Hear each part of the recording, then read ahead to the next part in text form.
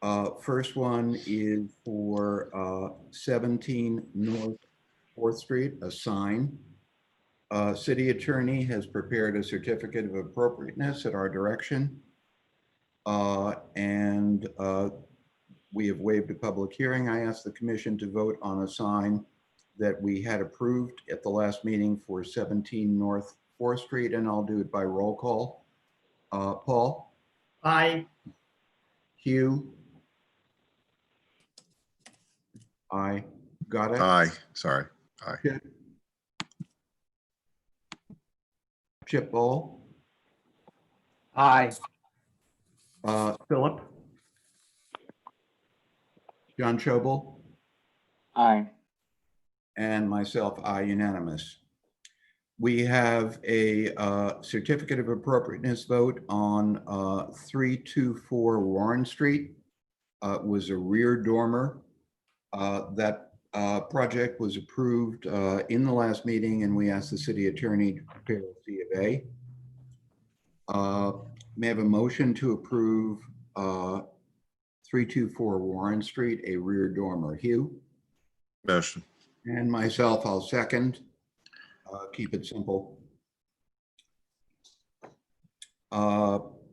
So all in favor of approving the C of A for 324 Warren Street, and I'll go around. Paul? Aye. Hugh? Aye. Eventually I'll get better at this. Chip? Aye. Philip? John? Aye. And myself, aye, unanimous. Thank you very much. So we have two Cs of A approved, and in this We have the minutes. oh, I'm very sorry. I forgot to go through the minutes. Has the commission had an opportunity to review the minutes? Yes, I just have one Yes. comment, a slight comment regarding 356 Union Street. Yes. A misplaced phrase in the middle of the statement, it says, "It is solid, not hollow." That should be struck from that location with a simple period after "is not cost effective." And then in the next sentence, motion to approve the certificate of appropriateness as prepared by the city attorney contingent upon mild carbon steel, insert solid, not hollow, comma, painted as made by Commissioner Bowl. Okay. Also, wrought iron is spelled WROUGHT. That's all. Thanks very much, Chip. That was great. Aaron, you're cool with that? Got it. Motion to approve the minutes as prepared by the wonderful Aaron with the changes proposed by Commissioner Bowl. I'll make the motion. Somebody second. Second. And we can do this by voice. All in favor of approving the minutes as prepared with modification, say aye. Aye. Aye. Are there any nays? Aye. Done. Thank you very much. We have three C of A applications today. First up is 326 Union Street. Is anybody here from speaking in behalf of 326 Union Street? Yeah, my name is Art Frick, and we were wondering if that was actually supposed to be 826 Union Street. You know, it's entirely possible. Yes. To prove my point, Outstanding. this paper, I wrote 826. Oh, and my wife Sydney is here as well. And on this piece of paper, I failed. Thank you very much. You're absolutely right. Apologies. We'll fix that all around. No worries.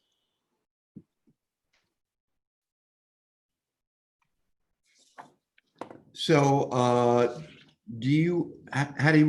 would you like to present? Do you want to upload the doc yourself, or do you want us to ask Shaheem to do that?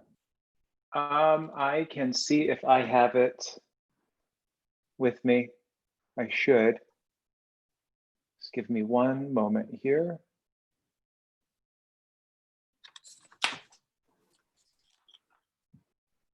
Sid, do you have it? Should do. She I hear thought you there? Oh, I'm sorry, guys. I just found. Oh, wait, hold on. Hold on. I found it. Okay. Okay. Give me 1 second. Sorry about that. So I think it's share screen or whatever, and that'll pop up. I assumed we had more time. This meeting's flying. We're incredibly efficient at HPC. Optimized. Optimized for success. All right. Hey, Miranda, buenos dias. Buenos dias.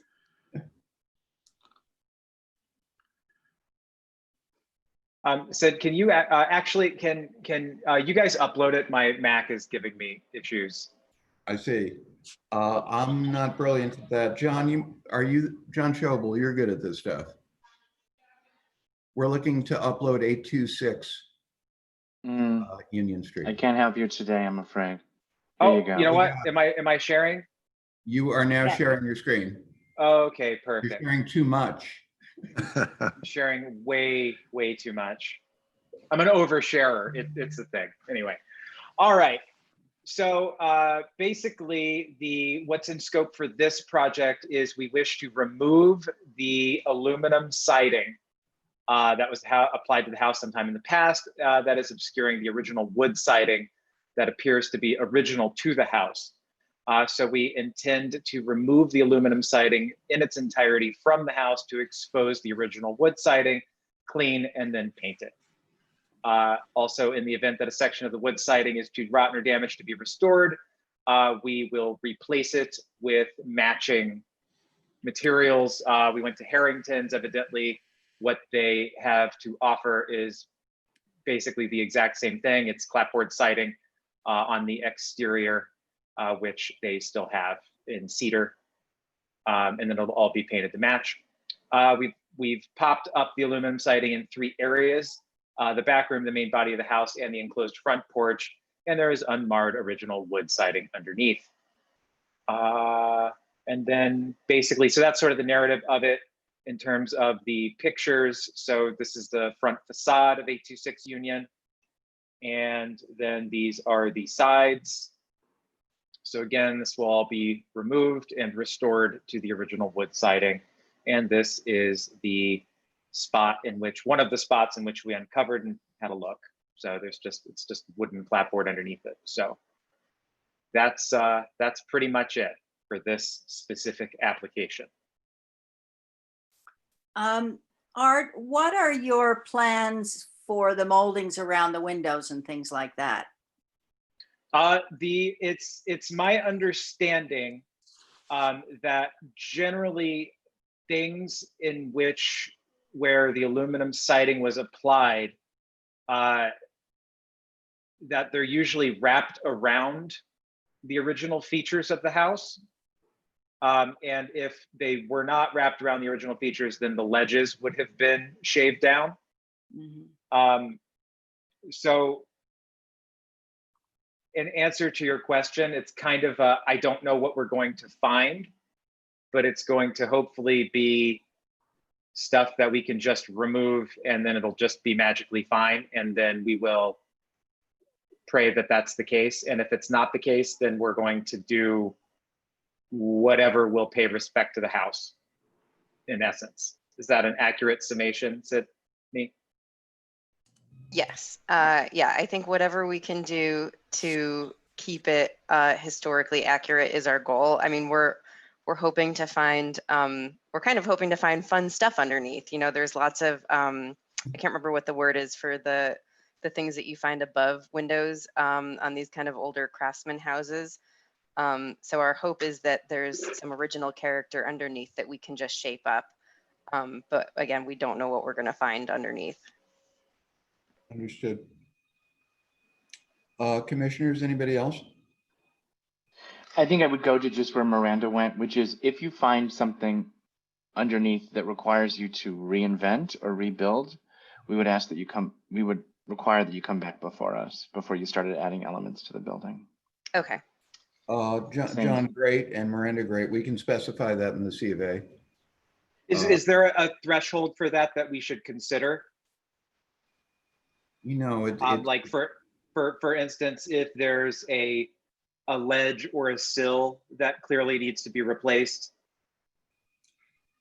Is there like a threshold in which you guys want to see something back? So there are kind of three bits to it, and I'm not sure the best way to phrase it.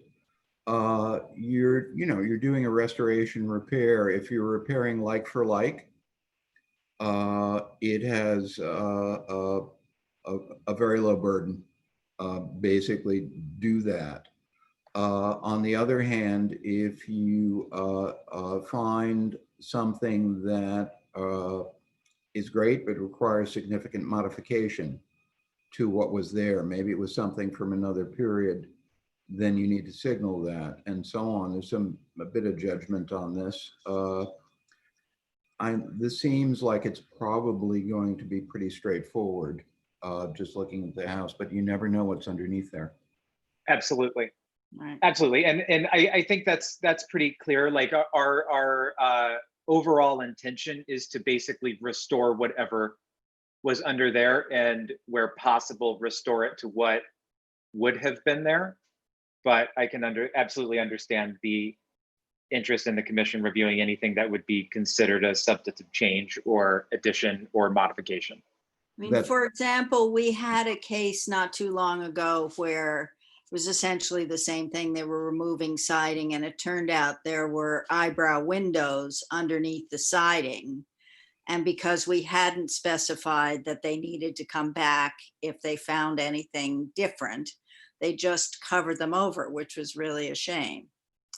So that's why we're cautious. What you're doing is clearly wonderful, and you do obviously want to restore the house, and that's great.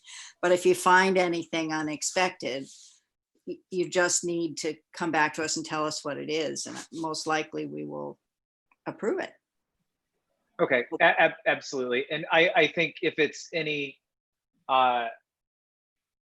easing the mind of the commission, I can assure you, if we were to find something cool, we are not going to cover it up. No, we would be so excited. Yes, that's our hope, is that we find all of those little bits of charm and character Yes. that are innate in some of these old houses. Because the inside is so full of character, but the outside is not yet. It's so sad. Yeah, we're working on it. I'm sure you are. So great. Then I'm going to make a motion to waive a public hearing and to find the application complete. May I have a second? You can just raise your hand. I second. Second. Good. John, thank you so much. John, second. May I have a motion to ask the city attorney to prepare a certificate of appropriateness with to include the language we indicated before, that discoveries, changes, and so on, you need to come back to the commission. I'll make that motion. May I have a second, please? Second. Thank you very much, Paul. We can do this by voice, I believe. All in favor? Aye. Aye. Any opposed? No nays, unanimous. Terrific. You will have C of A in 2 weeks. Great, thank you so Awesome. much. Thank you so much, everyone, and have a great Yeah. weekend. Good to Good see you. luck. Thank you. Thank you. Chairman, Yes. this has come up before, but I'm recused on the next application. Okay. Okay. Thank you very much, Victoria. We will miss you. 6 West Court Street. Is anyone here to represent 6 West Court Street today? Yes. Can you hear me? Yes, Bob, perfectly well.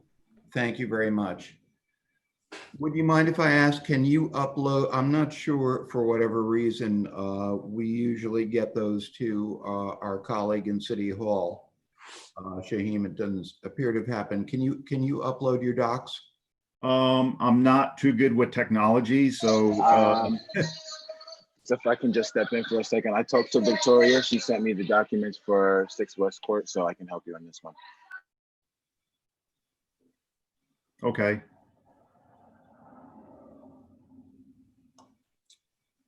Victoria, oh, I see. I don't know what I'm looking at. Shaheem has the documents.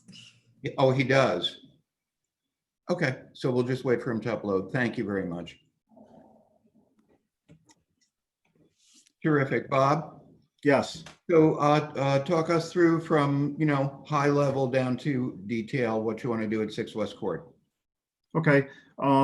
Basically, we're looking at completing a brick site wall to make a courtyard garden on the side of the house. Okay. I don't know. I sent photos You of the did. I saw original. them in the pack. They'll come up. We just need to scroll down. Yeah, so basically that's what the application is for, to create a site wall, brick site wall, to make like a little private garden area with a seating area, and the homeowner has a landscape architect involved, so there's going to be a lot of nice plantings, and they want to do a little fountain inside this courtyard, and basically for the homeowner and for any tenant that might be in there can use it, kind of that little private area. We did it, if you look at the map, the site plan map, we did allow for a driveway. They're going to be grass pavers, so it's going to be a parking area that will be grass, but it's going to be they're pavers that you seed and you can park on. So we are allowing because I think it's required to have one off-street parking space.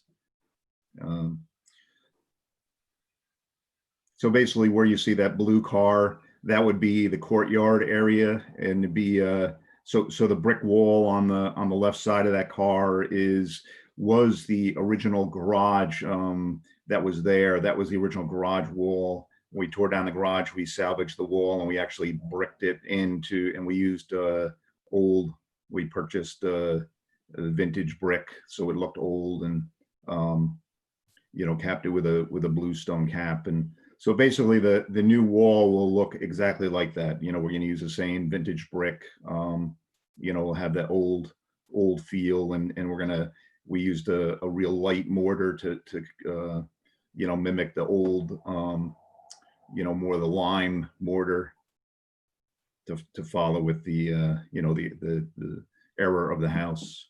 Okay. It's hard to see in the current pictures because we have a dumpster there. We actually had the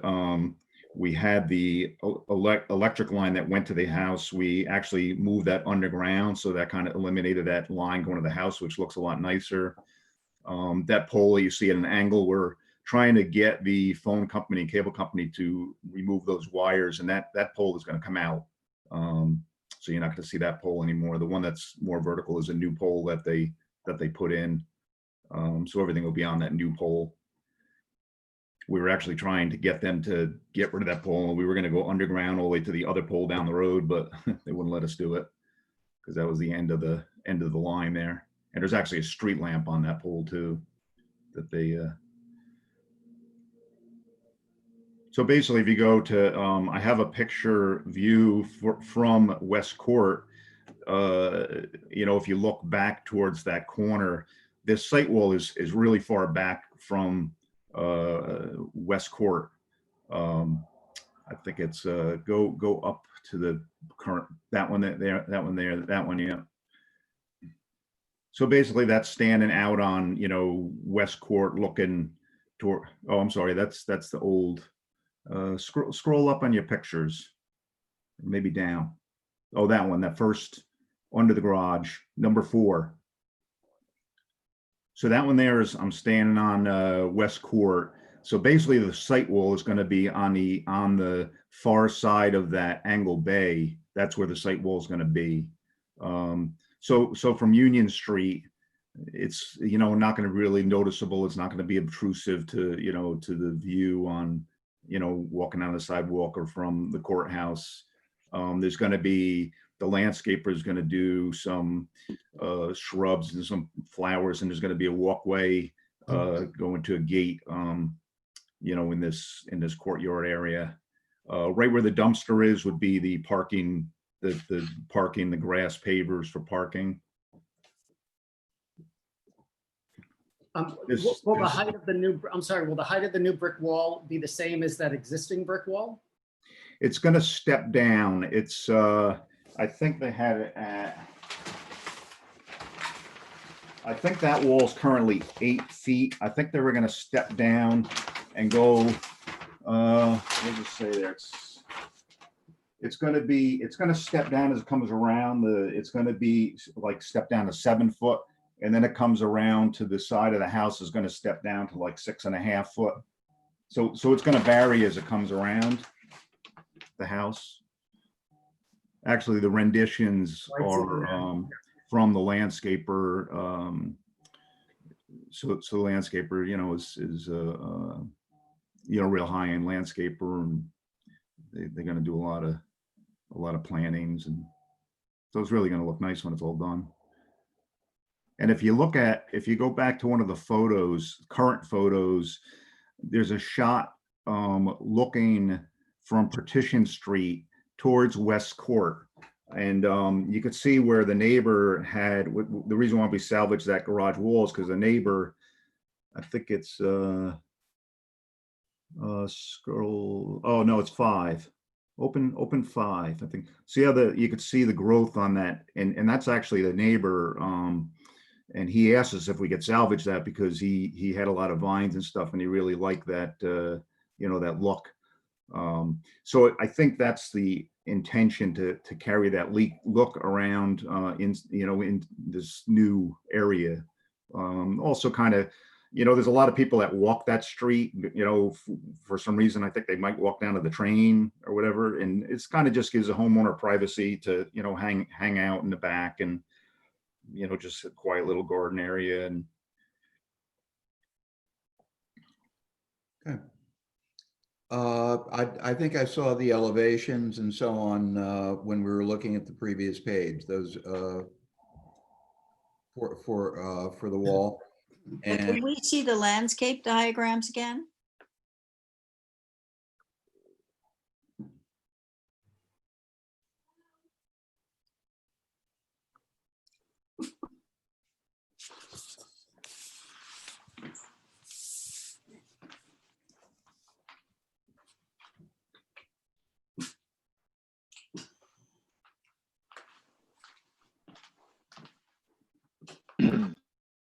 so the gate, we're going to try and either find we're actually looking into finding a salvage gate somewhere that we could use. That's what the homeowner would like to do. If not, we're going to have one made up, but it's going to look, like it's old. We've done that before. We can antique it and make it look old. Just the construction method of it and finishing of it, you can make it look old.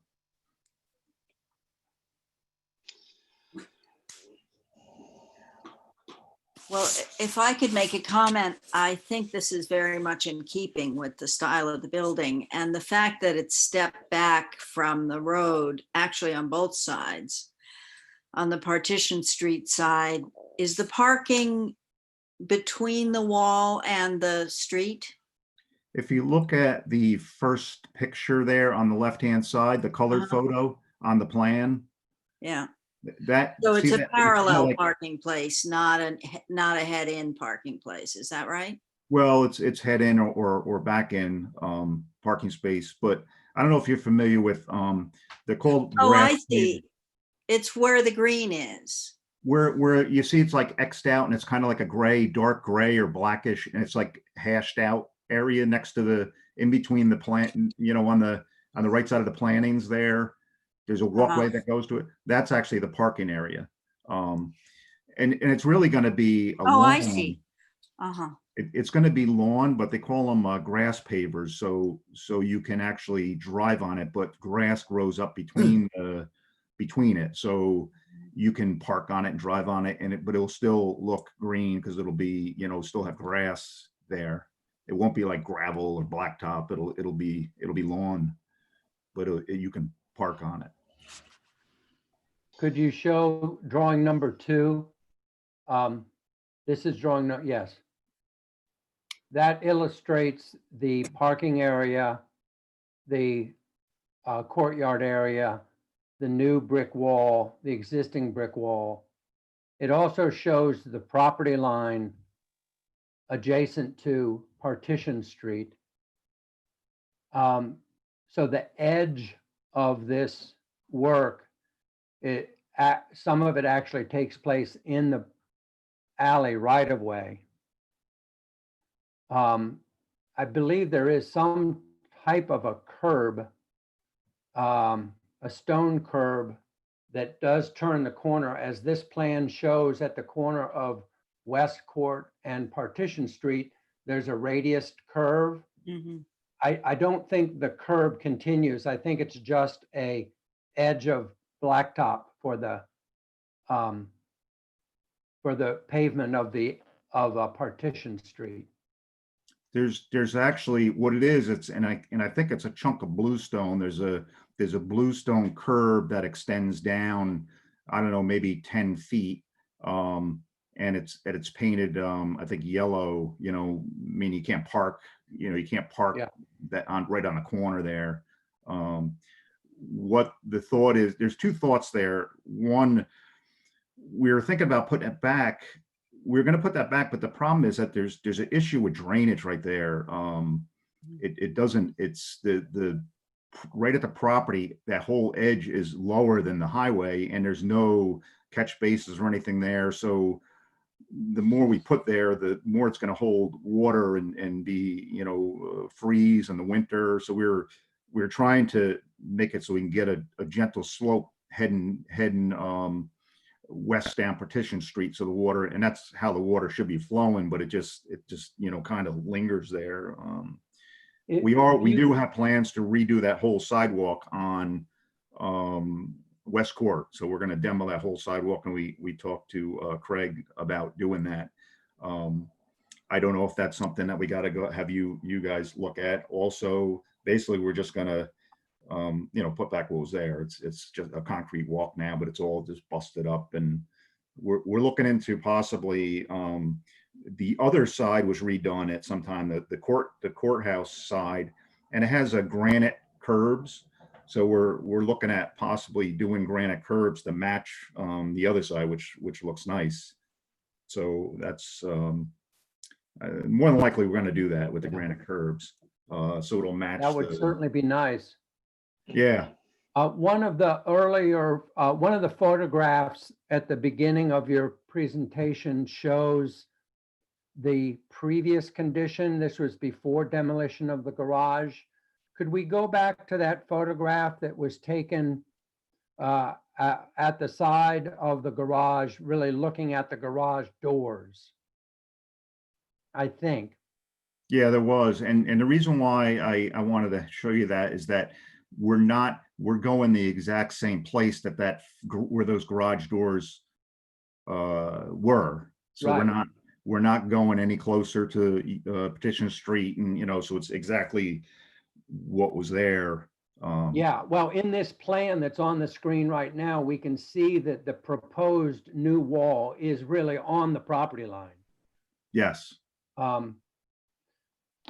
And it does align with what was previously more or less the garage doors. Yes. I wanted to go back to that previous photograph. I don't know if Shaheem can hear me or not, but if we could go back to that previous photograph, because it looked like at one time there was a bluestone sidewalk going down Partition Street, like in between the corner of Court Street and the utility pole.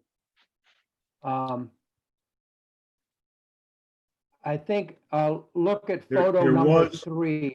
There was something, you could see something right in front of the where the this photograph. Yeah, it was basically that was basically a rubble. It was bluestone, but a lot of it was just like, you know, destroyed, and it wasn't you know, I don't know, it might have been there a long time ago, I don't know, but it was just totally destroyed, and it didn't really make any sense because it was into the telephone pole, and I don't know. But I mean, we can do that. We can put bluestone along that side too. Well, you know, I'm not necessarily proposing that, because Partition Street is really a pedestrian street as well as it is a vehicular street. I mean, people do walk in it, and I don't think that the sidewalk may be continuous down Partition Street. Well, there I isn't think- actually, that's it. There's nothing, there's no other sidewalk going down that Yeah. street, so it's, Correct. This photograph also shows the paving that is in front of, or if you will, the asphalt that's going into the garage doors. If we could now go back to the landscape architectural plan, I have a question about what this edge is between the yard and the edge of the, you go to number 2, drawing number 2. Thank you. You see the irregularity of the curb cut that is in the upper left-hand corner of this drawing. I'm not sure what that means, but I think that that really design consideration should be given to this edge of Partition Street. I think that those stone pavers going down Partition Street may have been a remnant of a sidewalk and or intended as a walk.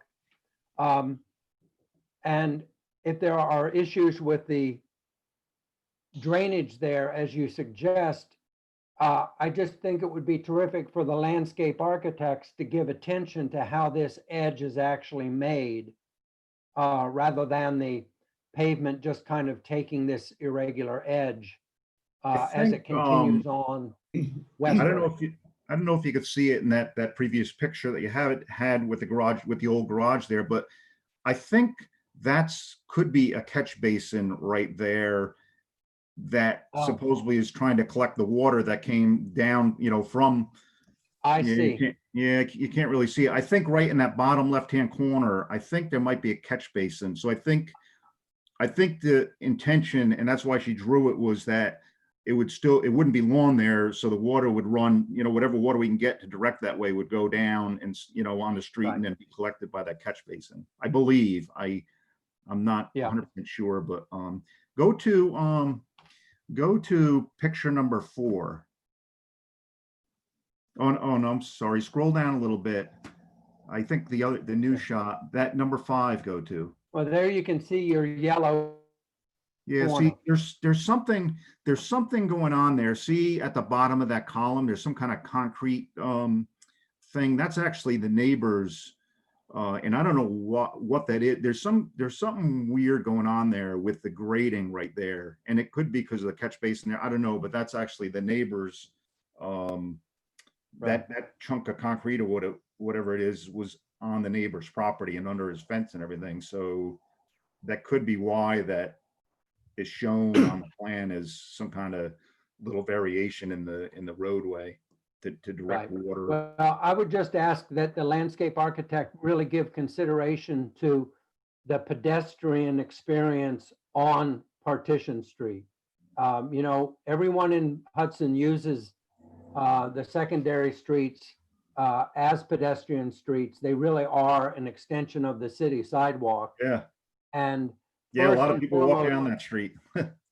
First and foremost, you and your team and the owner are to be commended for this really spectacular and wonderful restoration that you're doing on this building. And so that's just a statement of real appreciation. The contribution to the community of having this building restored is really important and significant. One of the things that we recently discussed with the 602 Union Street was the wonderful landscape restoration that's being proposed there, also as an important contribution to the pedestrian experience and to the city. And everything about this proposal that you've made, Bob, is really terrific. My only question is the edge on the street. The second question that I have, though, is the concrete paving or the pavers that are in the yard, the drivable pavers that are in the yard will be just fine when it looks like the lawn. But when there's a car sitting there, it's really going to look like there's a car parked in the side yard. Mhm. And that's less attractive to me because I'm very concerned about the erosion of landscape areas to become parking areas in Hudson. It's a bad tendency that sometimes the side yard becomes a parking space. Now, this is a little bit different condition because you've actually removed a 2-car garage. I understand that. And it's great that the outside courtyard space has been made because I think that also obviously will promote outside living, and that's good for the community and the landscaping. I think it will be overall beautiful. It's unfortunate if you have the requirement that you need to have that parking space due to the reuse, the use modification of this from a residence to an office use or a commercial use. It would be wonderful if we could, if the landscape architects could find another way to store the car rather than in the lawn on the side of the house. Chip, are we framing that as a suggestion or where are you going with that? Well, where I'm going with it is the courtyard is a wonderful thing. And I understand the desire to attach that to the existing brick wall, but just as in this photograph, if the parking area were essentially where this car is, this blue car is shown, and the courtyard were to extend down to where the dumpster is shown, then the view from the view of the car is more contained because it would have a brick wall on both sides of it. And the front yard, the corner yard would be completely landscaped without a vehicle sitting in it. Okay, but That's I'm just- comfortable with that as a That's an suggestion. idea to ponder. I have just one other statement to make and then I'll let it go. And that is trash can locations, HVAC compressor unit locations, all come into play when a property gets developed as outdoor living space and that property is developed to the property line. And one of the erosions of the pedestrian experience on Partition Street and the other alleys is just the proliferation of dumpsters and garbage cans and all the other necessities that get pushed off of the yard and into the public right of way. So I don't see in this plan where those other items are accommodated. And what I don't want to do is have them end up being by default in the street. Is it possible to get a variance for the parking?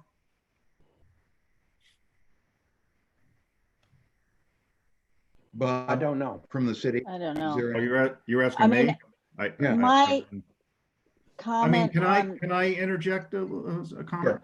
I mean, I don't know. I think everybody's aware who owns this building, and he has no intentions of selling it because he's going to use it for. We made a podcast. He does podcasts, and he's going to have his buddies use the other offices, and he has no intentions of ever renting out. You know, the apartment that we made. He's going to use it as like a break room, and just for, you know, if any of his partners want to stay over. Anytime any of these people come up, they take the train, they take Ubers, they don't use vehicles and when they come up to the city. His intention with the grass pavers is to make it lawn, and more than likely there's never going to be a car sitting there, because the reason why he's doing it is because he didn't want to do it, but because the city is making us do it, that's why we're doing it. So more than likely, you're never ever going to see a car parked in that lawn, because he doesn't like, you know, he wants to look lawn and garden, and so it's not like every day you're going to see a car parked there. And that's why he's doing it. If that was the intention, he would have done it in, you know, gravel or something like that. Right. And what we should, And- got more ahead of us and certainly Yeah. at least an hour's more work. I think this is a really cool project. I think that Chip's suggestions and focusing on street experience were great. But we can't direct you on non-permanent structures. Or, I mean, we we can state our feelings about it as part of the community, but if it's not a permanent structure, if it's a garbage can, if it's a whatever, we've no Well, purview. just to You've ease, done a great job, and Chip's point is well taken. What are just we? to ease everybody's minds on the condenser or the AC condensers, they're actually already installed. So if you They're in know, a great spot. Mhm. excuse me.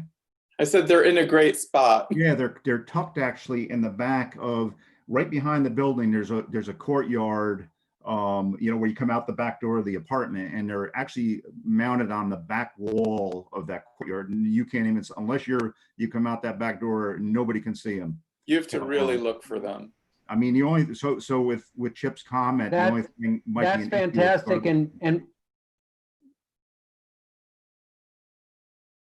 yeah, Bob, your explanation about the use of the parking lot is understood. I think it's a wonderful proposal. I'd love to see it move forward. We, as Phil has said, we really need to move forward on the meeting. So I'm supportive of this completely. Thank you so much. Thank you very much, Bob, also for presenting today. You're welcome. I'm going to make a motion to find the application complete. May I have a second, please? Anyone? Second, Philip, thank you. Appreciate that. May I have a motion to waive a public hearing and request the city attorney to prepare a certificate of appropriateness? Hugh and Miranda, second. Voice vote, all in favor? Aye. Aye. Anyone? Unanimous.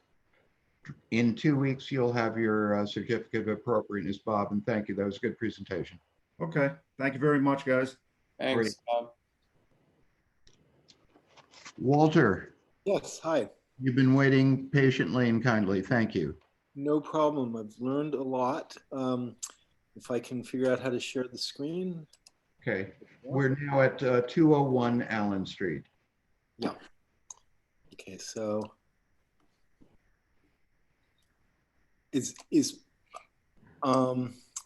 okay, I'm a little confused. I've got something on my screen, but I'm seeing something else.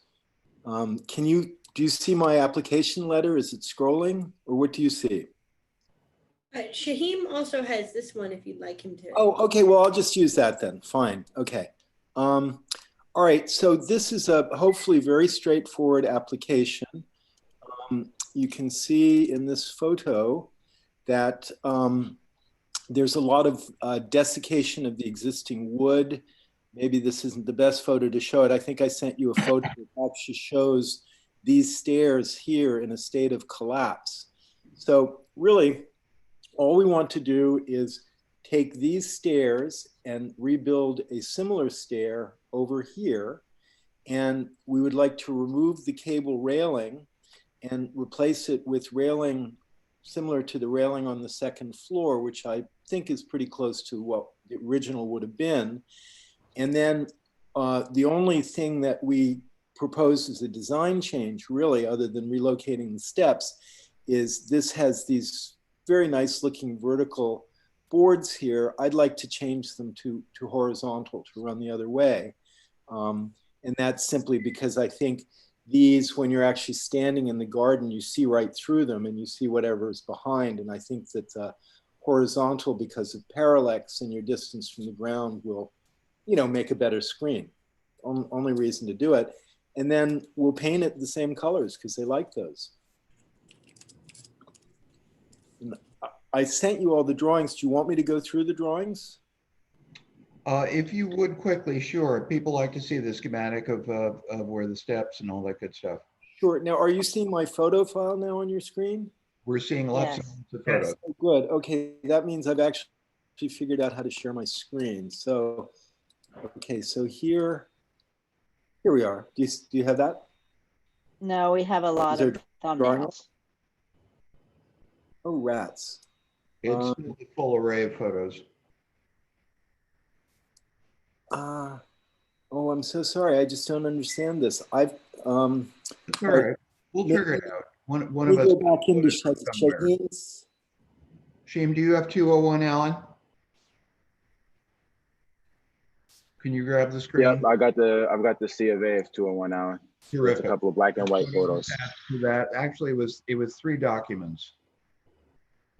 As I recall, when I opened up the zip or whatever that Walter was using. So I don't know what I'm doing wrong. One was just called photos. Here, Walter, I'm gonna put, I have some black and white photos up here. If you don't mind, I'll throw them up for you.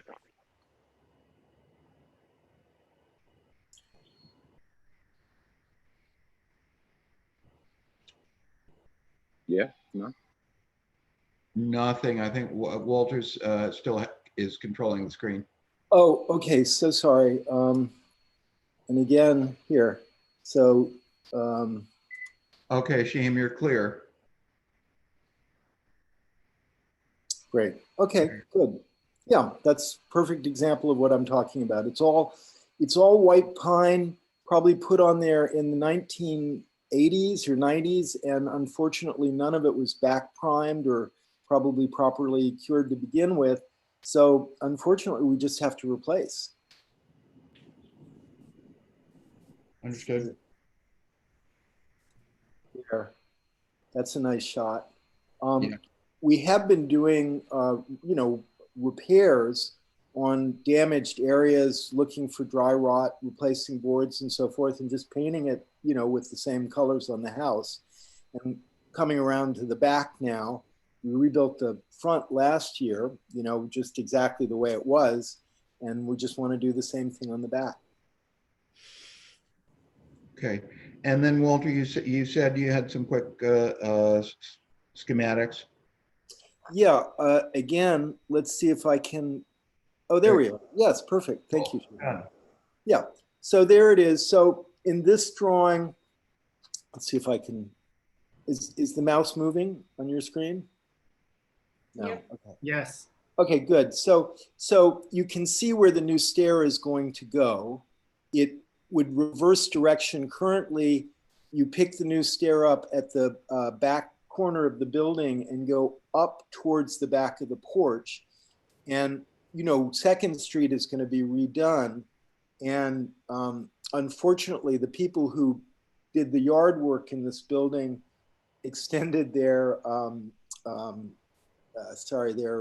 garden walls, their foundations and garden walls out over the property line. So we're expecting the city just to come basically with a razor and cut off everything that's there by the 2nd Street stairs.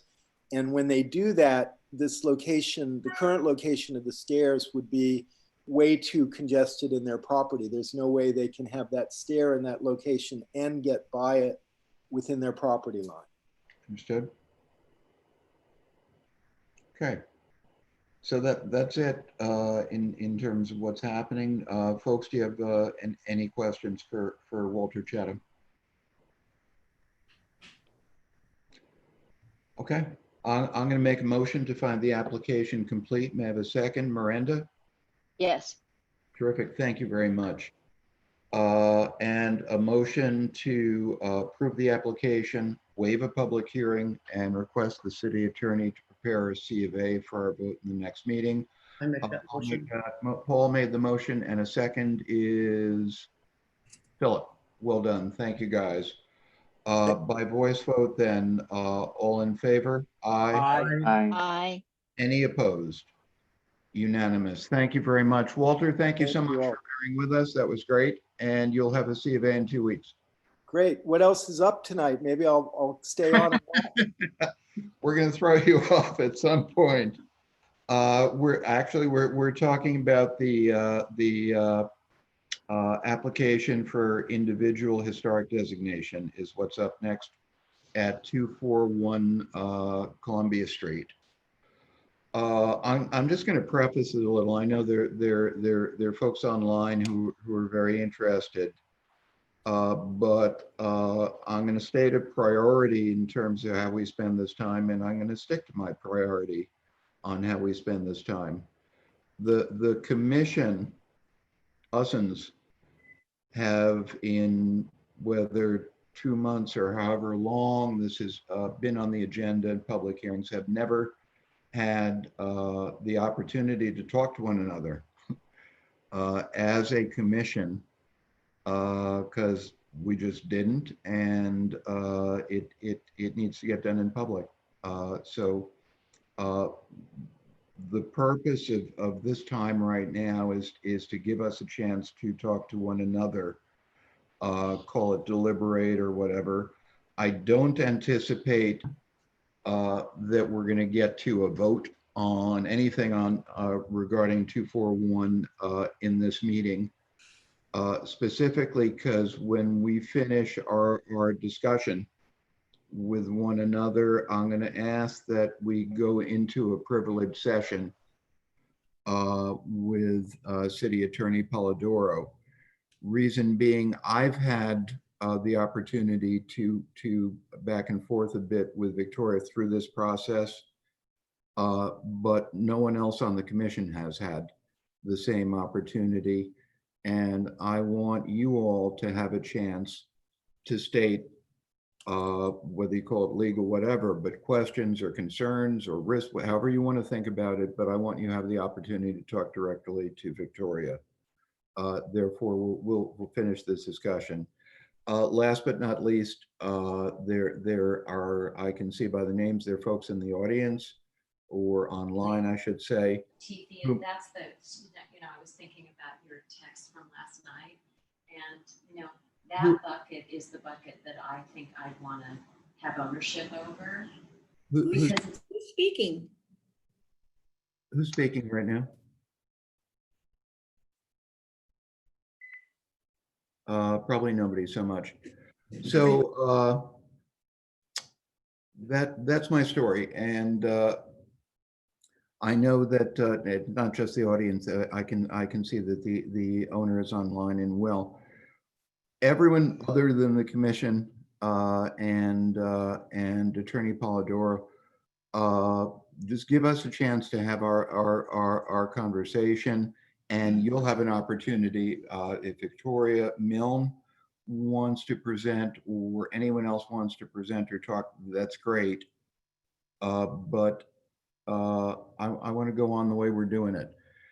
Paul Barrett, the great Paul Barrett, spent really a lot of time pulling together information, both written, photographical, anecdotal, whatever you want to call it, as in his role as historian for the commission. And I've had an opportunity, since stuff was coming in, to go through that, and I'm really grateful to Paul for pulling that stuff together.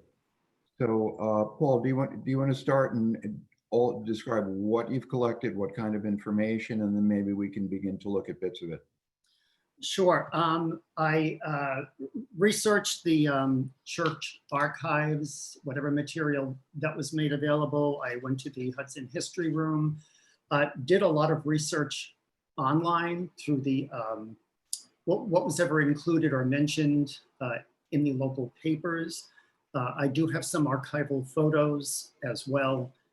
I also did my own, trip to the site to do like a visual structure assessment and evaluation. And I do want to thank Chip Bowl as well for contributing to that contribution.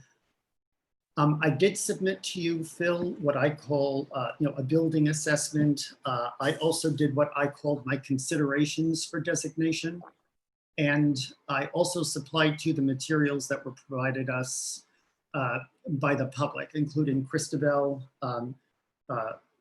Goff, Matt McGee, and Ronald Kipnicki, and they were attachments to the original application. Okay. So Can I Let- provide you my overall assessment or what's it's? Let me frame that a little bit in terms of the factors that we're supposed to consider. And also, I think you know that the owner has a different view and feels, or I believe feels, but she can speak to herself when we finish this part of the discussion, that the designation could represent a financial hardship and other issues. So, but let's go back to the stuff that Paul collected and to the framework. I think it's Victoria. It's 169.4 in the city code. It's a very brief section within the code that describes what we're supposed to do, and there I think 3 or 4 points. I found it. Yeah. So we're at 169.4, and the part we need, I think, is above this. Yeah. Designation of landmarks or historic districts, and they give you a couple of options. Possesses special character or historic or aesthetic interest or value as part of the architectural, cultural, economic, or social history of the locality, region, state. Is identified with historic personages or maybe historic groups of people. Is the work of a builder, architect, or designer whose work has significantly influenced an age. So it's not extensive, but as I take it, points 1, 2, and 3, one of them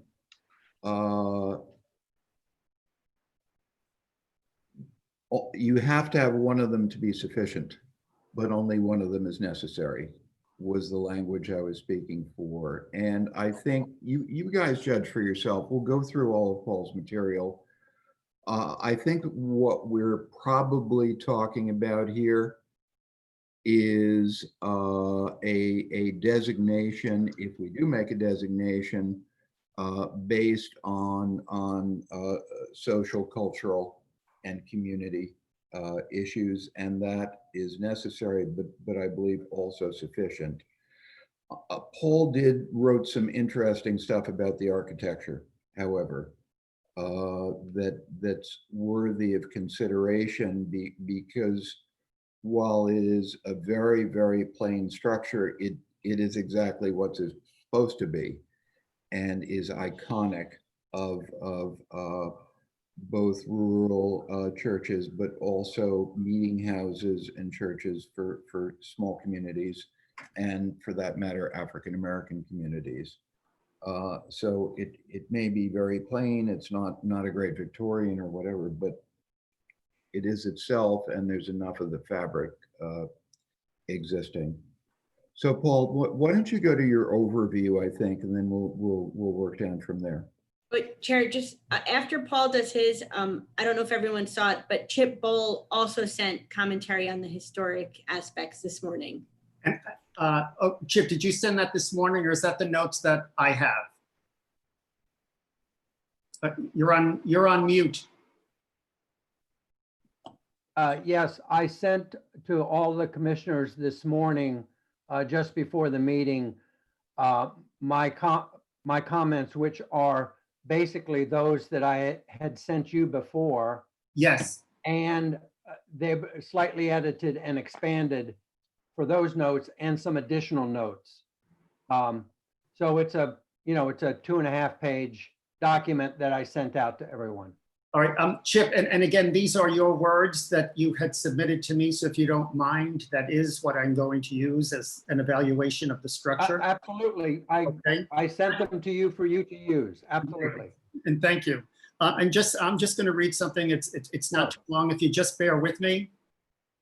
The old Shiloh Baptist Church was built by the African-American congregation to serve the minority community in Hudson, New York. It is unlikely that there was an architect or professional builder involved. Intact physical evidence indicates some of the building was constructed of materials recycled from other buildings.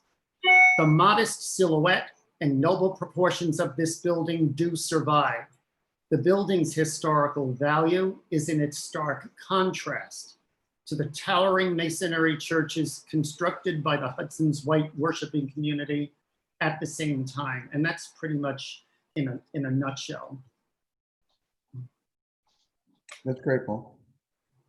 Where do you want to go? Do you want to look at photographs or physical structure assessment?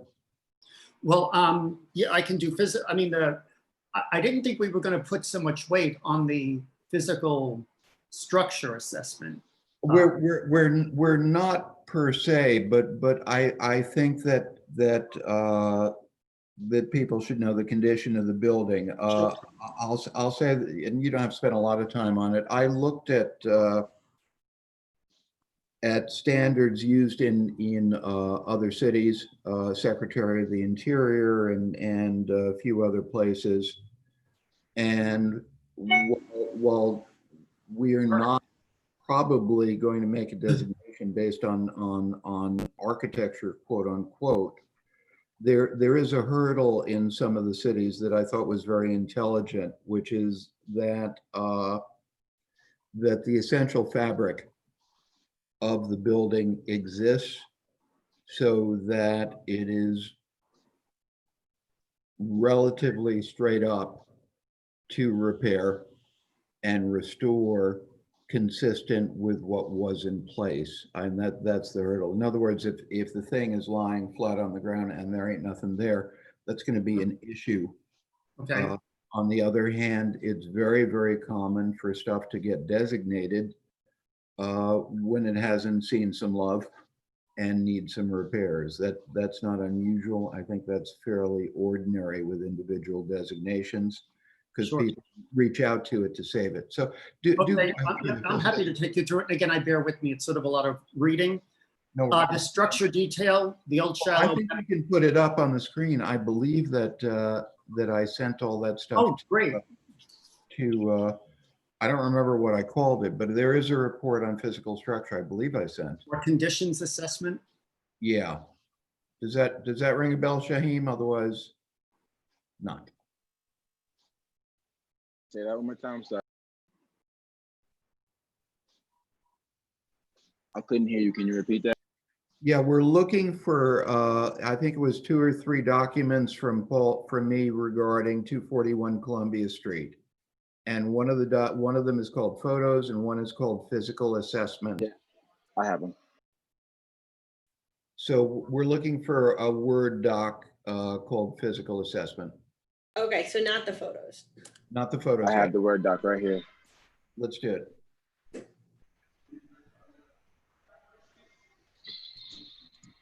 Physical assessment. There you go. There's an. That's not it. That's the social cultural consideration. Actually, you didn't go through all that, did you, Paul? Well, not yet, no. We're working on the building. Here, All right. I have it. I found it, Shaheem. Hold on. Thank you. Now you're mad at me for working on the building. There you go. That's it, thank you. So you could just top line this because this dude. Go ahead, Paul. Sure. I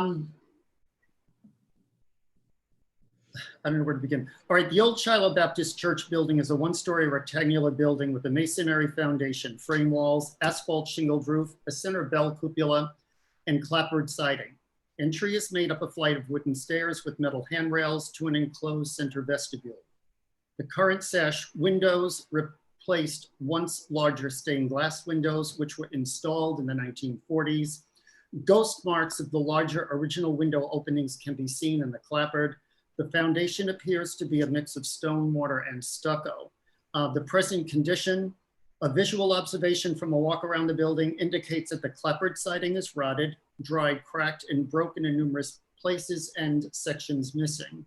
Where siding is missing, it appears at the time of construction, the siding was applied over horizontally placed beadboard, possibly repurposed from another building. The opening where the former apse was located in the rear of the building is boarded up with plywood. There are spaces and holes around the building that open directly to the interior. Original oversized windows have been replaced with smaller 20th century replacement windows. Again, outlines of the original openings are apparent. The main roof appears intact. The bell tower appears intact. The foundation surface is rough and needs to be restuccoed. There's a hole in the roof over the entry foyer vestibule that is covered up in a tarp. The wooden front steps are in good shape, but not original. The metal pipe handrails appear to be original, but are positioned wider apart than they originally were when they were installed when the building was built. This visual observation cannot verify if it's structurally safe or if there's any safety issues. The interior of the church is gutted. The interior of the basement is presently gutted. Some basement window openings were altered and are smaller from when the church was built, and one side window appears to have come from another building. Okay. As the Shiloh congregation grew, by 1917, a sufficiently sized permanent church building was needed. Convenient, readily available materials and affordability would have been factors in church construction. Social class and ease of construction may also have been a consideration in the design of the building, which may have been by a clergyman or local laity. The old Shiloh Baptist Church was erected with a communal effort of the congregation. There may have been a hired builder to oversee the construction, but appears that the labor was volunteered by the congregation. The use of less expensive and local materials, and perhaps materials from other buildings, and largely unskilled labor resulted in a rather simple and economical church design, which was more in keeping with the rural churches of the 19th century. Typical of churches from that period, the old Shiloh Baptist Church has a rectangular footprint and a gable roof, gable end type, with the construction of a square tower centered in the front, and was utilitarian in appearance, no decoration or stylistic elements applied. It was a simple frame construction with clapboard siding over beadboard.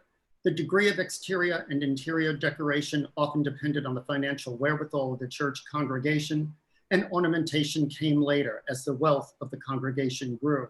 In this case, the old Shiloh Baptist Church, decorative stained glass windows was added to the very austere exterior in the 1940s. The interior of the old Shiloh Baptist Church consisted of one large room with a vaulted ceiling characteristic of gable end churches. The interior of the church was originally designed to meet the requirements of liturgy, with two main spaces within, one for the congregation and one in which the priest performed the rituals of service. Stained glass windows were added to the very austere exterior in the 1940s. Recent photos show a few remaining church pews that appear to have been repurposed from an earlier structure. Running water and improvements in the earlier primitive electrical wiring was also performed in later stages. The original construction of the church included a basement, a classroom or kitchen space, very common to early mid-century, 20th century occurrences. An immersion tub in the basement for baptisms was added sometime after plumbing was introduced into the building. A basement window on the west side appears to have come from another building of another period. That's terrific. Paul, I didn't mean to lead you around sideways through the conversation, or maybe I did. I just think it's an important point relative to all of the standards that I've looked at, which is there sufficient fabric and information as to what was original so that someone could do a restoration. All restorations are imperfect. They're never quote unquote the original if it's not there, but I felt from your review was important because there is sufficient fabric to know what was there. Yes. My point. Where do you want to go? Should we go to photographs, or do you want to go to? Maybe, yeah, I think since we described the condition, let's just take everyone through the photographs. And also to answer your question, there are some historical interior views which we can see as well. That would be great. Thank you very much. So here's a side-by-side of, now the shot on the left, people believe is earlier, but it couldn't have been. It had to be a photograph from the 1940s because we'll see that the stained glass windows, that's all intact. And of course, to the right is the way the building appears today.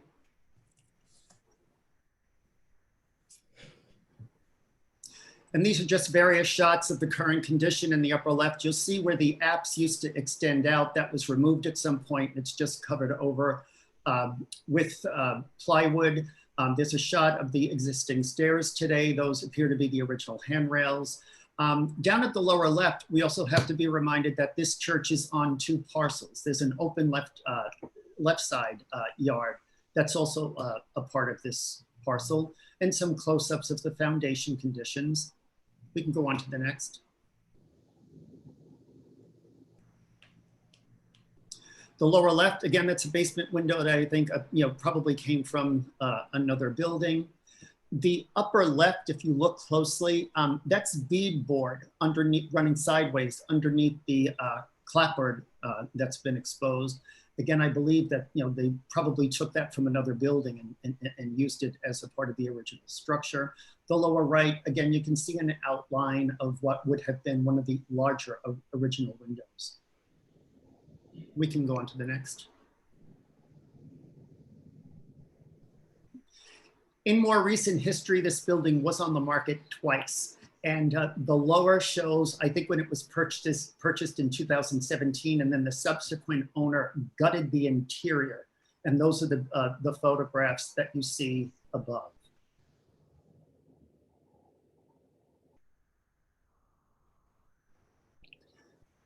And again, more photographs of the exterior conditions. The lower left shows, the more 20th century, replacement window that was added on at some point.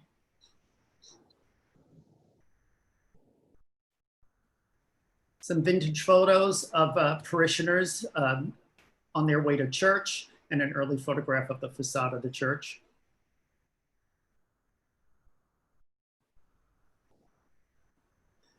These are photographs, and I'll talk about this when I discuss the social importance, but early baptisms were held in the Hudson River. And here are two photographs, one from 1920 and 1916. And river baptismals were done up until, I know, at least 1938, if not later.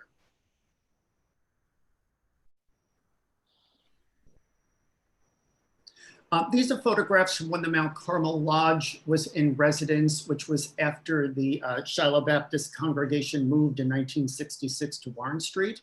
But again, if you look closely, you can see the apse is still in place. You can see some of the windows in the back.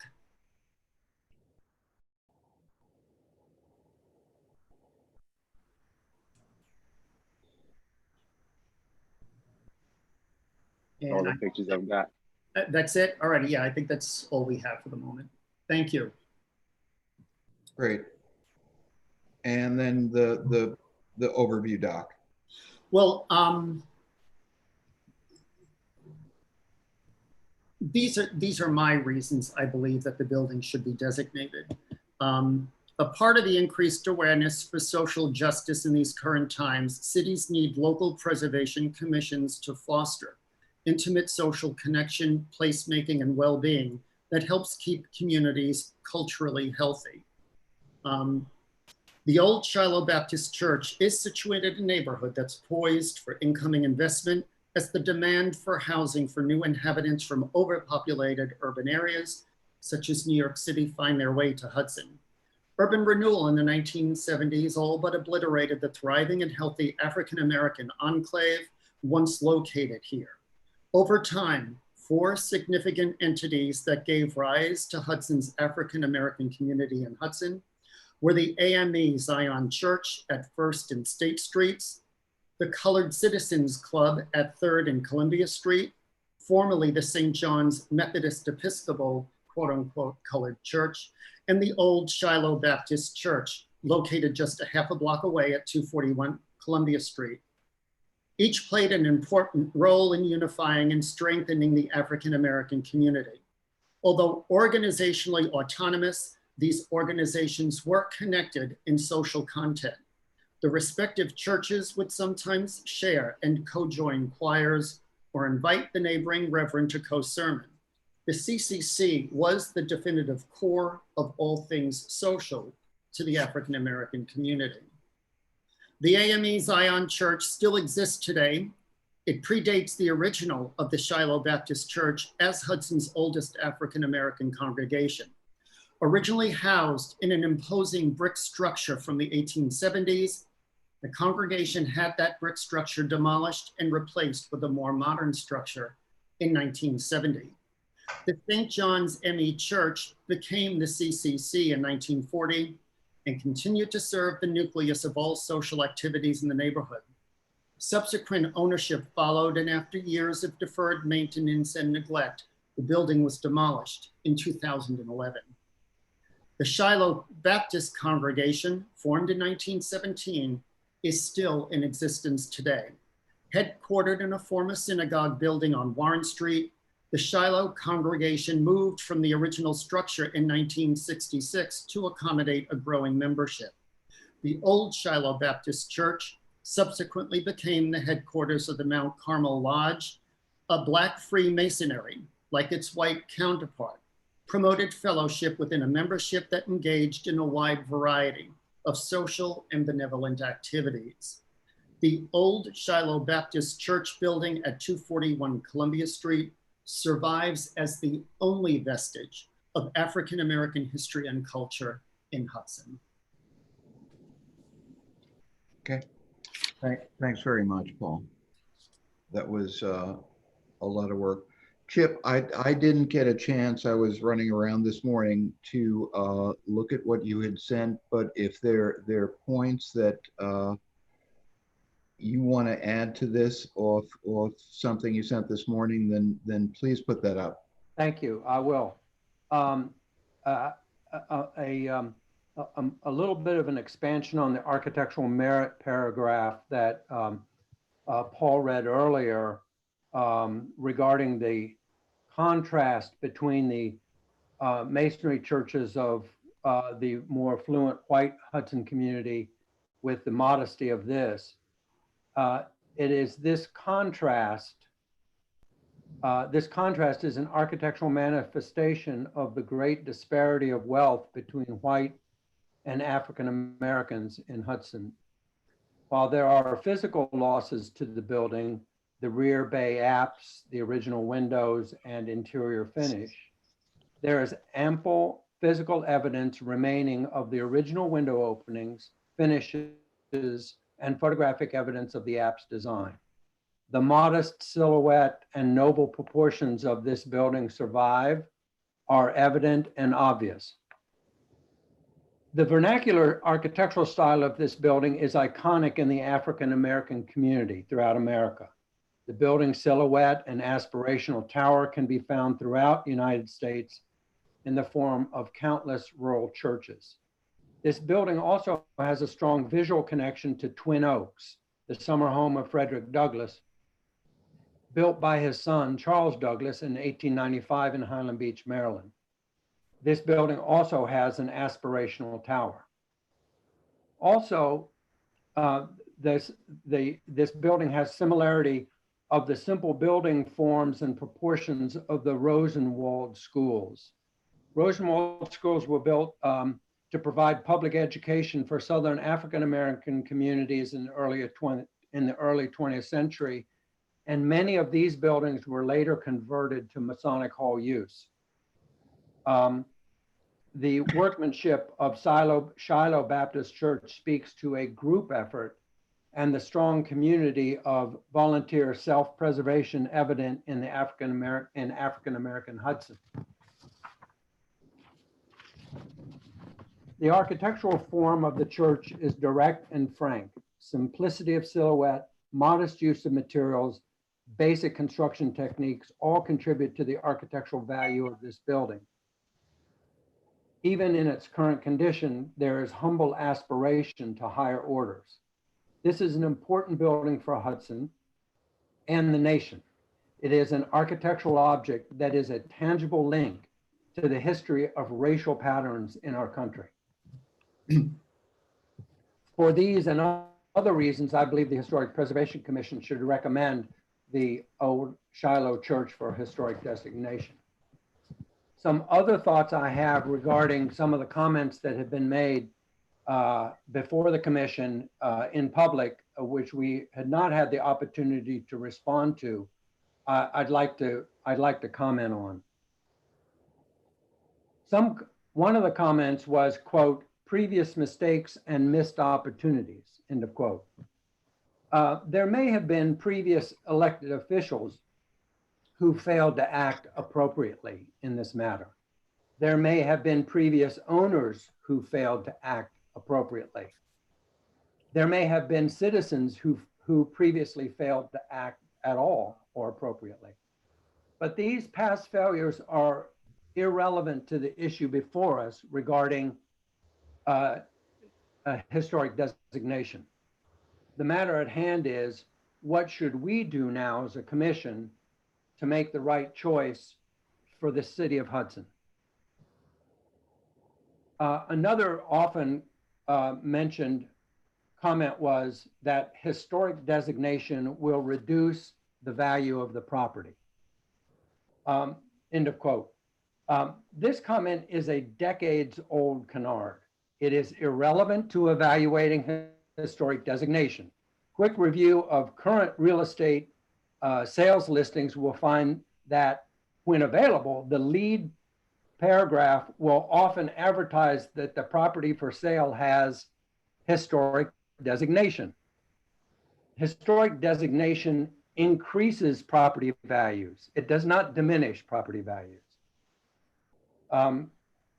Also, simply look at the property values in the Hudson Preservation District. Those properties that are protected by the Historic Preservation Commission have greater value typically than those that are not protected. Another comment made was, quote, Historic Preservation Commissions increase renovation costs, end of quote. This is also a decades-old canard. Attendance at any Historic Preservation Commission meeting will illustrate the Commission's concern for undue property owner expense. Solutions are frequently created to reduce costs. The cost claim is irrelevant to evaluation of historic designation. It's also been mentioned that, quote, is a plaque better, end of quote. No, a thoughtfully restored building is better than a plaque. A properly restored building is also better than a building that is renovated without concern for original architectural value. A plaque in front of the Presbyterian Church on Warren Street or the Quaker Meeting Hall on Union Street would not be better than those buildings, nor would it justify an insensitive renovation. Another comment is that it's just too late. Well, it's not. Indications of the owner suggest that the building is in good enough condition to be renovated. Therefore, it is not too late for a thoughtful restoration. It is not too late to evaluate the historic designation. As the owner states, the goals of preservation can make a more beautiful city, end of quote. The conclusion is that preservation is not a burden for a property owner. It is an opportunity. And those are the comments that I circulated this morning. Okay. Chip, I much appreciate you taking the time to draft that and to share it. Thank you. So what we've gone through, I understand it was maybe a lot, but I think really valuable. What Paul and Chip presented, Paul's docs in particular, but both of them is a synthesis of a lot of work. I had mentioned to Victoria Milne, the owner, that underneath that there were photos and documents and original materials. We just didn't have an opportunity to scan them for the meeting, and this was more about a discussion than an array of documentation. But Victoria, to be clear, any of that or all of that you want, we'll figure out a way to either scan it, Xerox it, if anyone still Xeroxes anything or whatever. So there's every intention of sharing the materials. Commissioners, we can talk what we've been through. As I said, we are not obligated to come to a conclusion.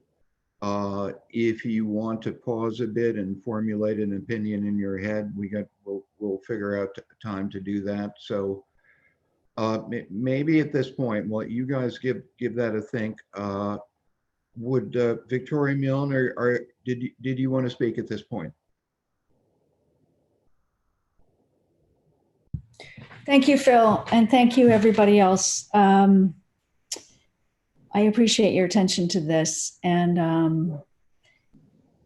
I didn't really prepare something to say because I was discussing with Phil how this would work, and I submitted my comments in writing. I have those, Victoria. We have the scans of those, and I think has them. If you want to post it up on the screen, it's up to you. Well, I'm hoping that everybody read them because that's what you're here for. So, and that's why I wrote them. So, but I did want to respond to the question of added cost being an old canard. We have records of a building in Hudson coming to this commission seeking new windows, and there were new windows available at $600 that were wood windows, and they were required to get custom windows made for $2,600.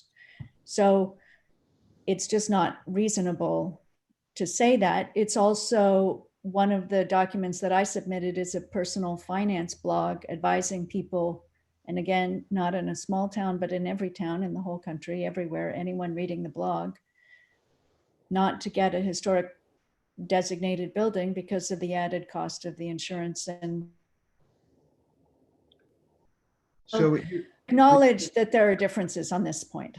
Cover anything you want. I'm gonna make a suggestion though. The matter at hand, surely we can think about cost, but you actually cannot make that a consideration. So the issues are, if we derive both from our code and from the Secretary of the Interior standards, is the building of age, and that varies all over the place. We have nothing specific in our code, but in some places it's 50 years or 100 years or whatever. The building is of age. Is there fabric? Is there material to work with so that you can understand intelligently what was there? There's sufficient fabric. Everyone's aware that that building's been neglected. But that, as I said, that's not unusual. There is fabric there.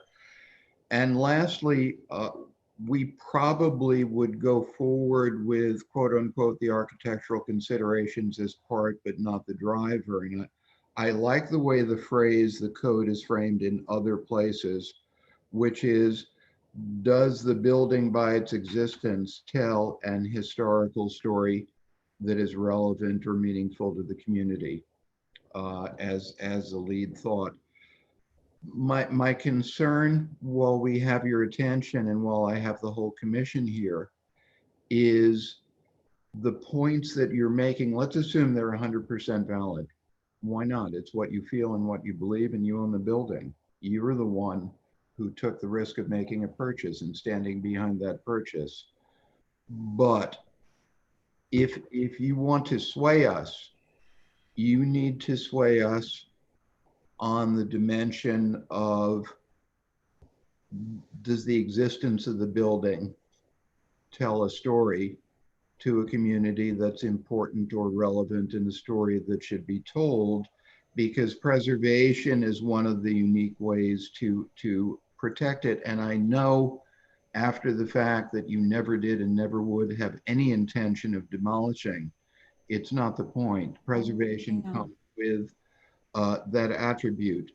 The case that I thought you made strongly in your communications with me was one of financial hardship. It's a separate case. It really is. What needs to happen, and I'll ask the city attorney to correct me, is we need to go through our process. We either designate or don't designate. You would then, let's assume we do, you would then file financial hardship. And that would be the next discussion. It goes back to a thought I had a while ago that we could do this much smoothly if we're good at talking about renovations. I think we really are. If we had a plan, I believe that we don't have to argue about expenses. We can actually get specific down to what's available in town, but we're not there yet. Do you or Crystal feel that something about that you can make a strong argument that there is not a social cultural premise for the community in Hudson, that that building tells a story, or the existence of that building is supportive of? Okay, a couple of things I do want to say. An additional subject I want to get in here is that I have now 2 lots. One is 241 Hudson and one is 243 Hudson. 243 Hudson is owned by Hudson with the potential to build a building on it. It is an empty lot. It is vacant land. And I think there are absolutely no grounds for having that historically designated. And I would request that if the commission goes forward with any designation, that they exclude that lot from your And I will just bolster that with, as I've said from the beginning, this is part of the problem with deeming an application that certainly was not complete as complete. We don't even have a tax map ID number for the property that you are proposing this designation. The property owner has 2. We saw a revised application this morning, clearly not accepted by your board's attorney, but certainly that has 2 lots on it. Only one is developed. The vacant lot is not under your purview. There is no structure on it. It's not in a historic district. You have no jurisdiction over that lot.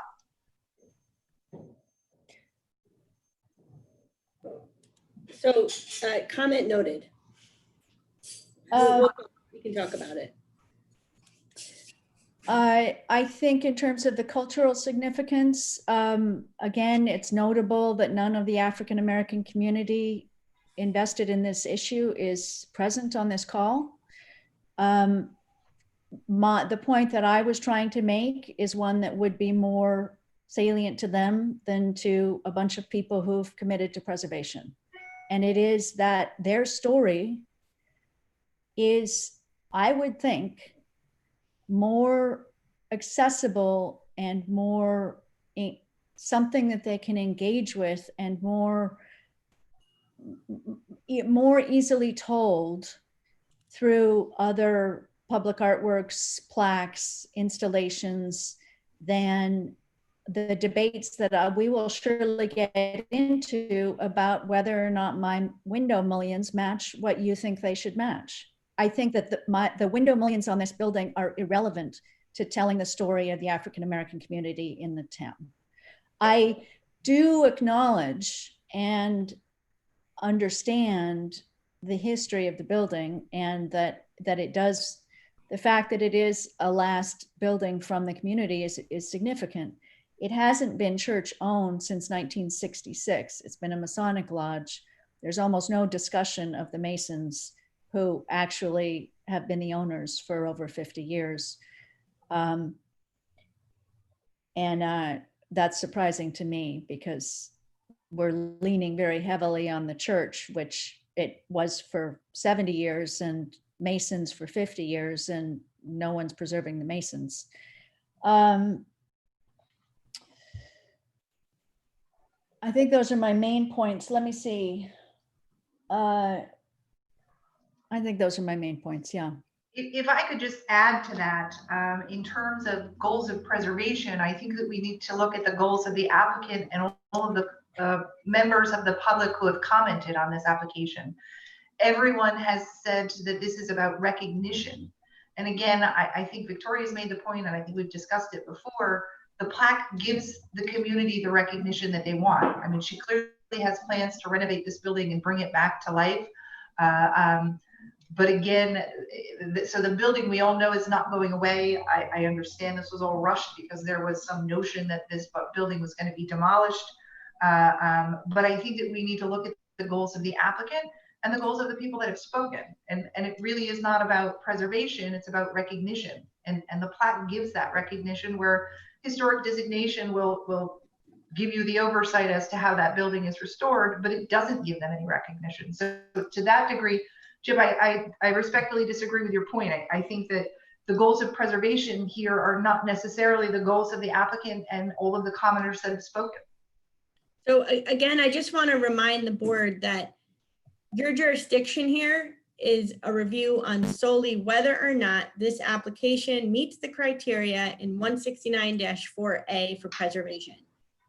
So you can't negotiate, you can't say, fine, we think it meets it, but we're not going to designate it if you put a plaque up. You can't do that. You're either have to say, yes, it meets the criteria and we are going to designate it, or no, it does not, and we will not designate it. So, but I think it's important that the application meet those criteria. We know what this application looks like. It's virtually blank with a one pager. We don't have a tax map ID number. We don't have an assessment of the building. We have nothing here. Well, You're a listing bunch an of empty people lot. very anxious and nervous that something was going to happen with absolutely zero understanding of reality. And so everything was rushed through. I mean, I think the board needs to recognize that this is probably the crappiest application you've ever deemed complete. well, right now you're elevating form over substance. Everyone on the board knows where the old Shiloh Baptist Church is. You know, it's not that it wasn't identified. Everyone on the board and knows something that means that applicants no longer have to give complete applications. I mean, this is great. Nobody needs to hire anymore. May I comment on that? On one level, you're absolutely correct. It was a blank doc with a signature. We were at a point in time where we needed to hear people who were coming into the room and telling us that there was a crisis. We had to believe them, because at the time there was no reason not to believe them, that something was happening. I was shocked and amazed and not happy at that particular roll of events. The only heads up I had was Craig Haig told me something was happening. So at the end of a pretty emotional and intense public discussion, for whatever reason, we found that the only way to put a pause in what turned out to be an untruth, but put a pause in an imminent threat, was to have an application. And one of the things you may not be aware of, one of the dirty, dark secrets of historic preservation, is we help people all the time. It's not always visible to the entire commission. It is extremely visible to Craig, some of which he dumps on me. When we're dealing with architects and builders, the applications are all pretty much gorgeous, lovely, and so on. When we're dealing with homeowners, particularly newbies, the applications are pretty much a disaster. They are missing the ID number. People often don't even know what it is. They're almost always missing historic photographs. They're almost always missing proper schematics because they don't know what those are, and so on. So what Craig and I do is help people. Here's the deal. We were in a moment in time where the sky was falling. There was an 80-year-old man trying to or planning to or hoping to fill out a form in about 5 minutes, and there was not a chance in hell of that happening. And what I felt intellectually then, and I hold by my intellectual stance, is that what was relevant about what was going on is, did these people who came into our room with such passion and energy have a story to tell? And did the building have a story to tell that was valid? And that's what I wanted to get to. So yeah, there was not a hell of a lot on the form. But guys, at the end of the day, after you fill in the tax number, there's never going to be a lot on that form because it's not a story form. This is particularly culturally driven point about a community that believes that they are learning something or they want to communicate something from the structure. For better or worse, you may like that or not like it, but that's what the people came in and told us. If you want to pursue the avenue that the form was defective, I'll meet you on that. I'm happy to say that an 80-year-old man couldn't fill out the form. That's not unusual, but usually Craig catches that stuff and there's time to fix it. Or if he's busy, I fix it. This is not new news. You can fill in a number, you can add the material, you can have somebody help them find the historic photographs. If this application specifically from the Reverend goes away, the complication is that the commission can file, a citizen in Hudson can file. It doesn't change a damn thing. It doesn't make it go away. We still need to make a decision on what we think of designation. I'm sorry, go ahead, Victoria. Since you are bringing us back to values that have to do with community and relationships, sure. I want to take this opportunity to go over a powerful reason that I am adversarial in this situation.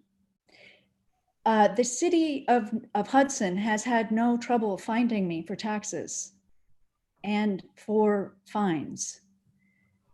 The fact that this happened on an emergency basis and nobody contacted me, it's not hard to find me. You know, owners are listed publicly. No one reached out to me. And that is essentially, I am a reasonable person. I spent a lot of time talking to Phil as I went over extensively in all of the documents I gave you. I've spent a lot in capital programs and in building, understand this area quite well. I am sympathetic, I am interested.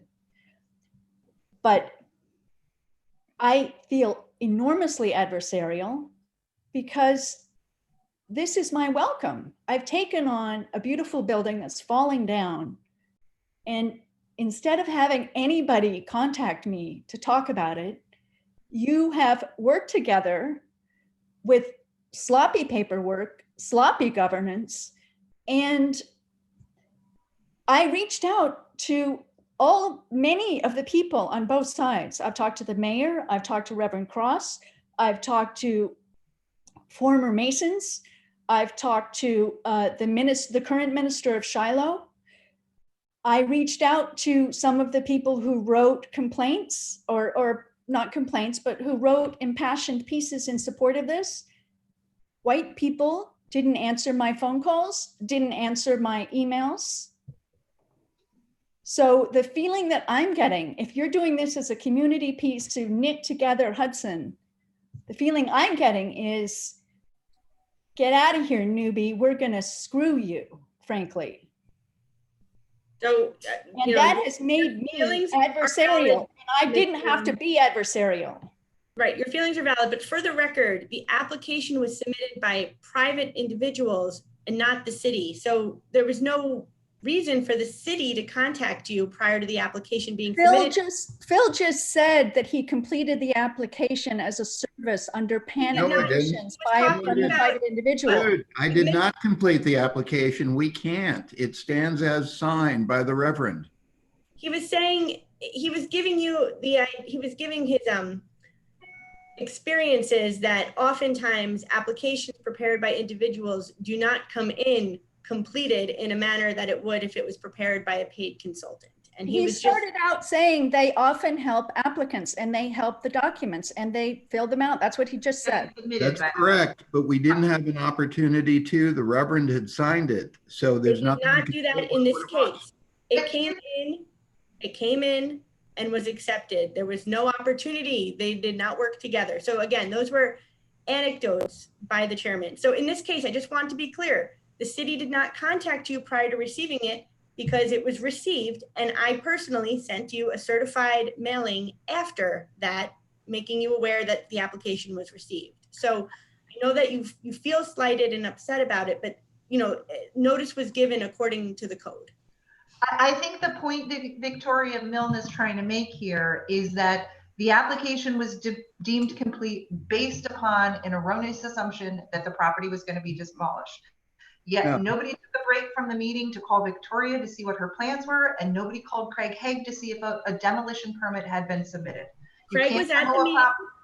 You can't Craig was at the demo a meeting. property in the city of Hudson without a demo permit. So if you had two avenues which you could discover whether this emergency really was an emergency and you didn't, that was a failure of the board, particularly since you were reacting to something that you had the opportunity to figure out if it was an actual problem or not. I think that's her point. Okay, I recognize what happened. We can talk about it, and we can also agree to disagree. At that point in time, certainly in my best judgment, there was no other recourse than to delay what we were told was going to occur. And for Pete's sake, Victoria and Crystal, you know me. You think I'm Absolutely, Phil. But I'm just saying. You think I'm leading some bloody conspiracy against newbies, for God's sake? Bill, no, that is the absolute effect. Yes, I do. I don't think it's intentional, as I said, but that's the effect. Okay. So I think the board should focus at this point. I mean, Ms. Millen can finish making her comments, but I want to make sure that we get back to the criteria for designation and that we at least get all the board members' opinions on that so we can talk about putting a final resolution together for the next meeting. I would like to, well, we can do that, but we can take more time to talk about it, however you think. I do want to be sure, Victoria Polidoro, that we have some time with you to ask some legal questions. It's important. It's going. I mean, I don't have that much longer. How much time do you have? So I have to be done by like 12:30. So let's continue this discussion till say 12 o'clock. And folks who haven't had a chance to speak out, please do. And I apologize for being so noisy moments ago. I'm not usually that way. I do want to make a couple of comments. First of all, I want to thank Paul and Chip for the work that they've done, and Phil too, at gathering both architectural and historical information about this building. It's really an impressive amount of work, and I appreciate very much your doing that. And I also want to say to Ms. Milne that it is unfortunate that the communication between yourself and the board and the individuals who are so eager to designate this building was not handled in such a way that you were more of a participant at the beginning. It's certainly understandable why you would feel upset about those things and resentful. And I think I've read all of your materials. You've really done your best to state your case. And I do think it's a shame that we did not have more back and forth early in the process. I think it would have helped to prevent our being at such an adversarial point right now. And so I want to acknowledge that for you. I really appreciate it. And I think probably most of us actually feel that way. So I just wanted to make it plain. When we look at the statute, though, and we ask, does this building have historic value, regardless of whether it was given this value in the past, or whether some other owner treated it properly or didn't treat it properly. It is the last remaining structure of the history of the African-American churches in Hudson. And because it's not in the historic district, it's vulnerable. And you have in your papers, Ms. Milne, repeatedly talked about your respect for the profile of the building, the shape of the building, the dignity of the building. So it seems to me that probably we're not very far apart in terms of what would need to be done to preserve the building. And I also think it's unfortunate that the way this is heading, we may not have an opportunity to talk with you about what your plans are for the building, because it may be that you don't have the problem that you think you have in terms of what the commission is would require you to do if the building is designated. And the final point that I want to make is that this is not only a question of right now, it's a question of the future.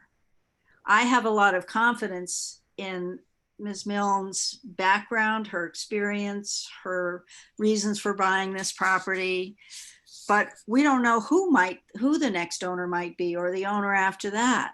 And the only way that we can make sure that this building, this vestige of a proud history in Hudson, and sometimes a not so proud history in Hudson, and the simplicity of the building and the meagerness of the materials and all of that, as Chip pointed out in his paper, speak to the difference between the African-American community and the wealthy white community in Hudson. From the very beginning, this is an American story, which is on our front pages today.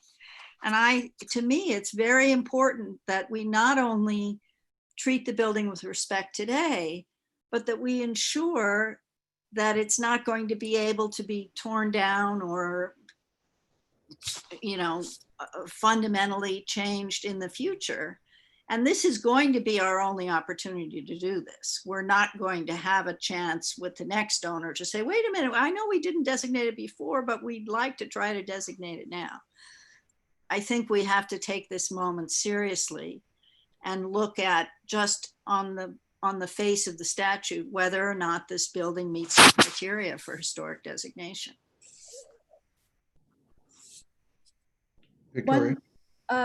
One thing I want to just throw out there as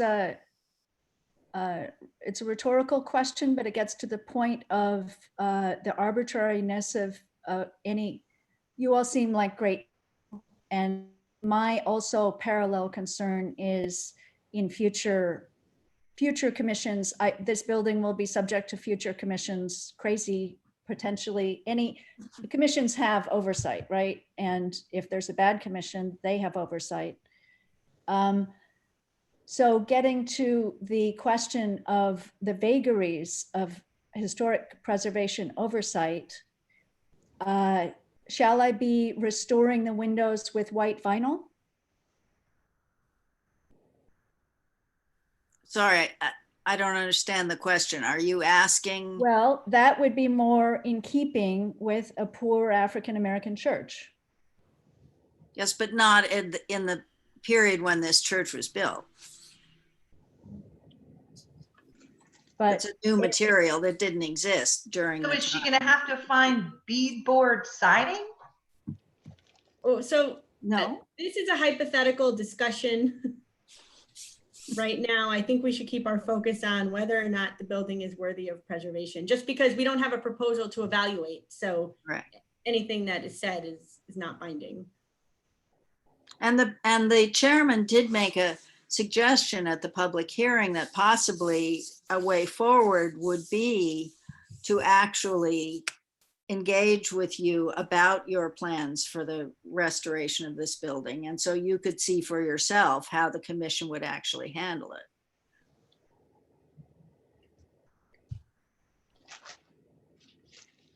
And I'd like to echo a lot of what Miranda said. I mean, first would like to voice my sympathy with you, Ms. Milne, about and the way you've been treated. I think has been really awful. I think the only thing missing from your welcome has been pitchforks, but you know, and I'm really sorry for that. And I know it can be hard moving into a new community, and we certainly haven't made it easy for you as a community. And I think that we were, as a commission, put into a very bad position with this. There was a lot of drama, as you might suspect, at the meeting that precipitated the application. That said, I will agree that there is ample reason to designate the building for the reasons stated by Miranda. And I understand your concerns about, cost and all of that. The only thing I can say, which, probably won't allay any of them, is that we really do try to be, very reasonable and work with people on the commission. So, and I think we do a pretty good job of, really trying to work with community members to have preserving buildings not be something that's such a hardship. But I can totally understand your concerns in that area. Thanks.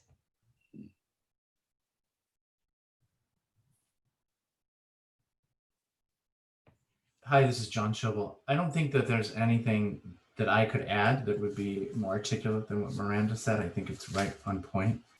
I agree that this is not a welcoming way to bring a project forth, and I do have sympathy towards the way that this process is treated you. But it is very hard after listening to Paul, and very hard after listening to the substance of that we saw at the public hearing, to not look at this building and realize that it deserves the protection that this offers. The only thing I'll say, which has already been said 4 times, but I'll echo it, is that I've been on this commission for 3 or 4 years now, and I've yet to see there's no way to prove it, but for the volume of applications that we are successfully processing in a year. But I've yet to see an impasse where we could really not work with a property owner to make certain that a practical and effective solution has been crafted.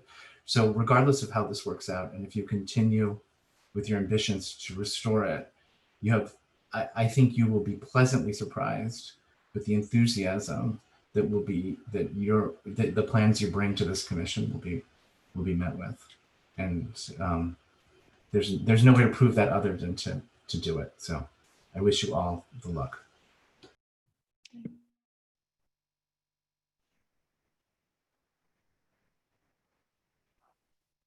Phil, you're on mute.